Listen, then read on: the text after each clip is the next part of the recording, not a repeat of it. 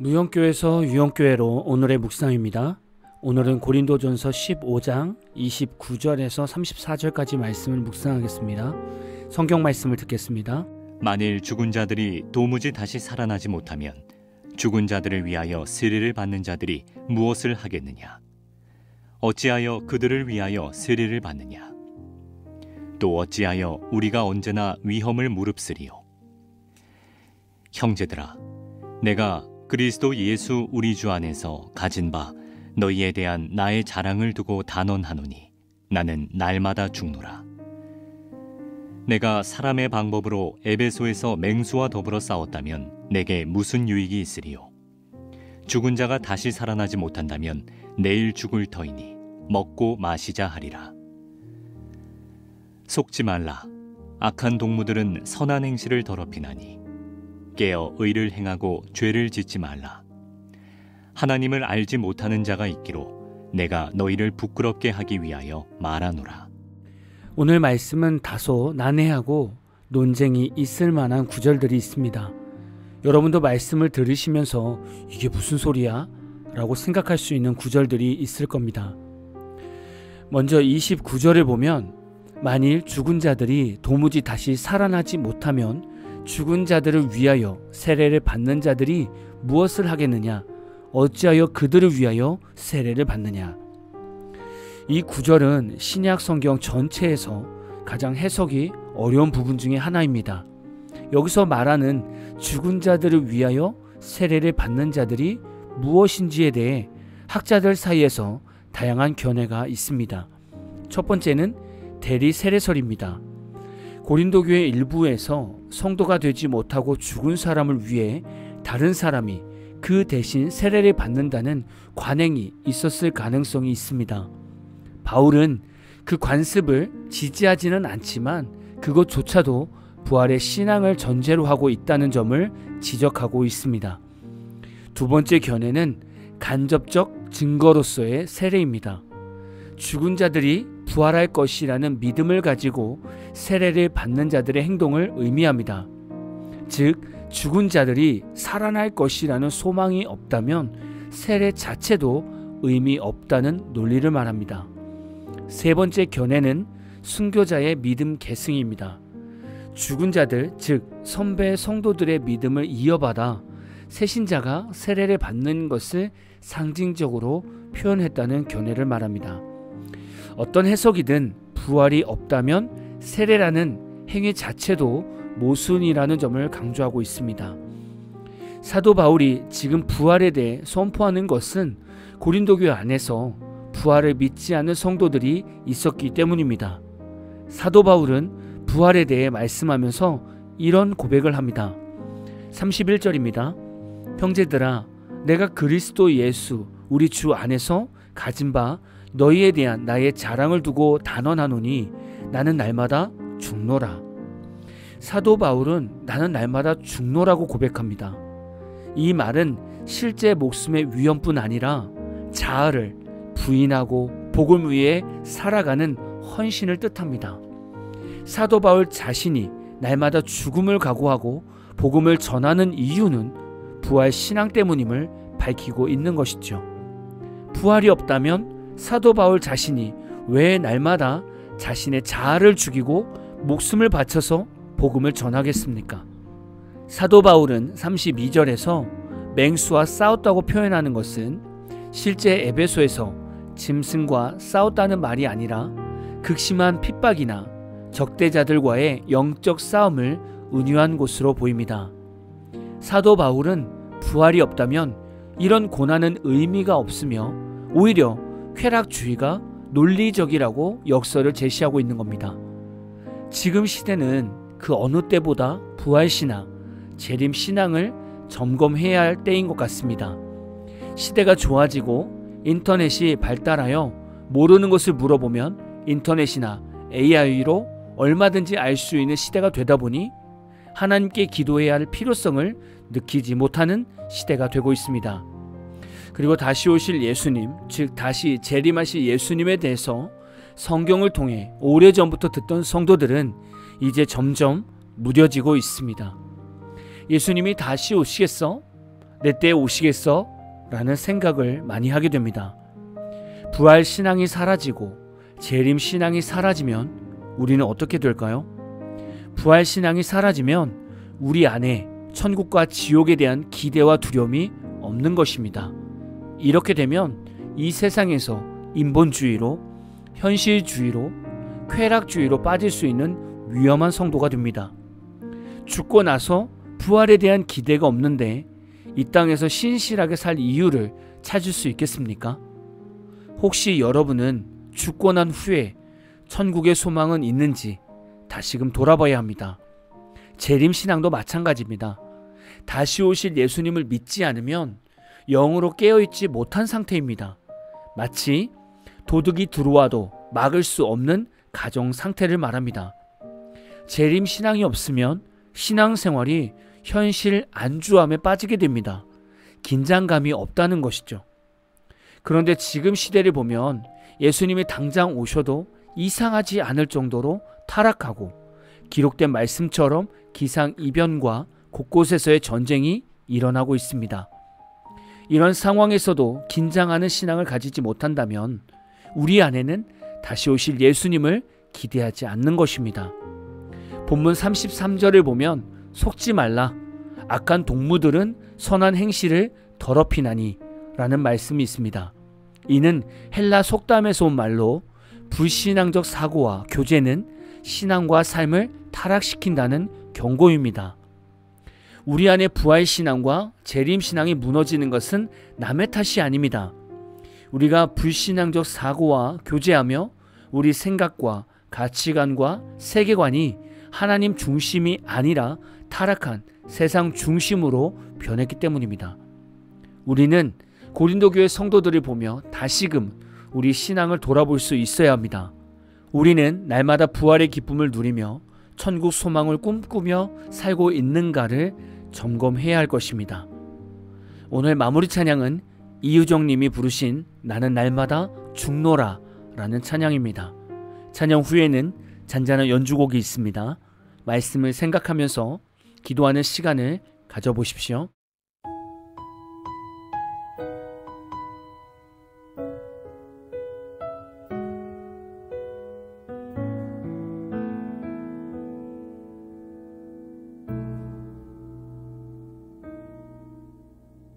내가 죽어야 예수가 살고 내가 죽어야 성령이라시네 내가 죽어야 하나님 말씀하네 나는 날마다 죽노라 내가 죽어야